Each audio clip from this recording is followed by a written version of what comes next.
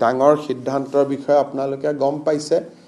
যে আমি ৰাজ্য চৰকাৰৰ কৰ্মচাৰীসকলক এতিয়াৰ পৰা নিজৰ দৰমহাৰ বিপৰীতে 10 লাখ টকাৰ জীৱন বীমা আৰু 1 কোটি টকাৰ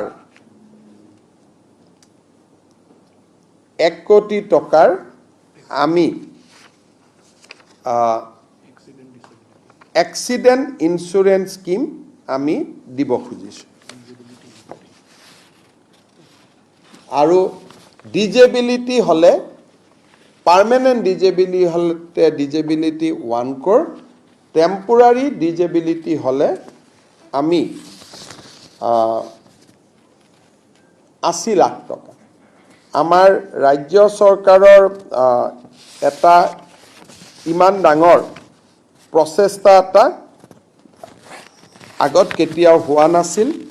ইয়াৰ ফলত আমাৰ ৰাজ্য চৰকাৰৰ কৰ্মচাৰীসকলে আমাৰ যথেষ্ট উপকৃত হ'ব আৰু ৰাজ্য চৰকাৰৰ কৰ্মচাৰীসকলক জীৱনৰ নিৰাপত্তা দিয়াৰ ক্ষেত্ৰত এক মাইলৰ খুঁটা ৰূপে পৰিগণিত হ'ব